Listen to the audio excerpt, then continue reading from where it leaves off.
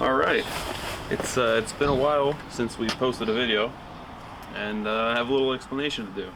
I've been getting a lot of questions about the projects, what happened to the GT350, but mainly the question that I keep getting is what happened to the EF K-Swap project. I think it's been probably a little more than half a year since we last uploaded a video for that car. And so this video is kind of do a little bit of a update and explanation on the builds and why some are getting covered and some aren't. Alright, so here is the EF. As you see, it's just been sitting where we last left it. Not much has changed since the last episode. I mean, as you can see, the front suspension is in, has the axles all figured out, and the rear suspension is in. There's still a lot that we have to do to this car. But the truth is, it's just been sitting here because we've been so busy with the other projects and also with school. So yeah, there is the GT350. We repainted the car. Didn't do a video on that just because, I mean, it took us like 3 months. It was over the course of 3 months, that and going to school. So yeah, it's a little dirty now just because it's been sitting here. But yeah, the GT350 has been repainted, and sure I'll do a full video on it, because actually I think this is the first time I showed you guys it after it being painted. So yeah, it came out pretty good. It's like our first real paint job, not with spray cans. And there's let me see, you can't really tell because it's white paint, but there's not much orange peel in it. There's like a couple places where there's orange peel, so we'll probably wet sand the whole car down once the weather gets nice. So right now it's usually like 40 to, it's usually in the 40s or 30s outside. So when the weather gets nice, we'll wet sand the whole car, polish it, paint some of the other pieces of trim that goes on, get the rest of the GT350 striping and vinyls all on it. So yeah, that's the GT350. See, is it unlocked? Other side should be unlocked. So yeah, it's just how it's looking. So yeah, interiors for the most part really nice. Some stuff that probably have to get repainted in the interior pieces just because it's all faded. But yeah, anyway, back to the EF. What needs to be done to get this car to be drivable is going to be brake lines. There's a couple of brake lines that are just rusted and snapped. They're having issues with it bleeding the brakes. The brand new brake booster and master cylinder don't work together, so we're gonna have to try and figure out a way to get them to work. And if not, I'm gonna have to run manual brakes, which I don't really want to, especially since I bought those brand new. Let me see, is there anything I can else say? I mean, the engine's still the engine. We got that thing all fired up last episode.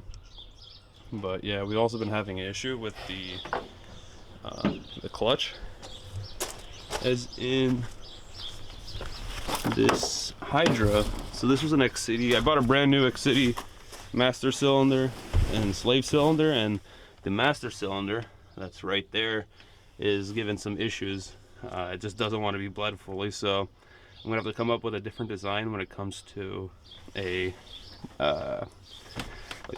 cable to hydro conversion. And if I can't figure out, then I'm just gonna buy the, is it Hush Performance? No, I forget. I'll probably just write it in the video what they're called, but there's like a nice kit. They use like Willwood and stuff, but it's like 200 or 250. So yeah, I did buy an S2000 master cylinder, so I'll try and make that work. It'll be nicer because it has a reservoir, but not sure it's gonna have the space in there. But yeah, other than that, EF has just been sitting, and I want to work on it. We just don't really have the time. Now you can tell that the SVO isn't here, and that's because we've been working on that car a lot. There's probably gonna be 5 episodes just straight of that car once we get it all figured out. There's gonna be a lot of SVO content coming soon. I don't really want to spoil what's going on, but let's just say there's gonna be a big overhaul for that car, much needed. So yeah, another car which we're gonna do a series on, but we ran out of time and I ended up selling it before even showing you guys, is this car right here. So this is a 1982 Mustang GT. It's a 5.0.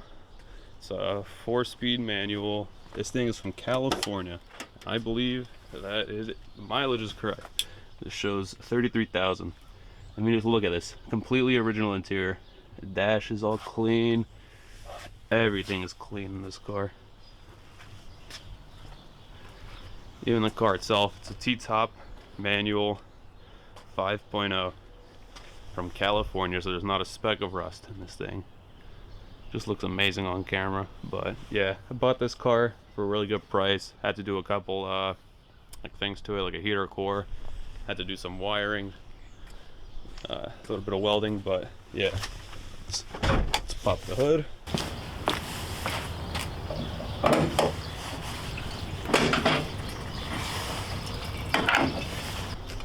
That's how it looks.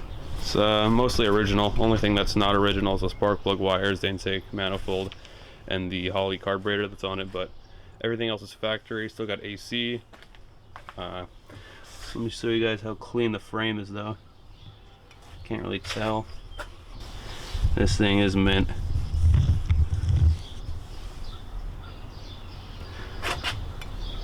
The shock towers are in amazing condition. No, that's not the shock tower. Let me see, can I? Kind of hard to show on camera. Maybe I'll include some photos of how really clean this car is, but yeah. It's 82. We sold it for a fair price. Wish I could have gotten more for it. I probably could if I was patient, but honestly just want the room on my driveway and needed the cash so I can finish the other projects. So yeah, there's the EP3. Last video you guys seen was probably the most recent upload. It was the rear sway bar, which I need to say was amazing. So yeah, there's the EP3. I've been driving this car every day. It is the daily, so yeah.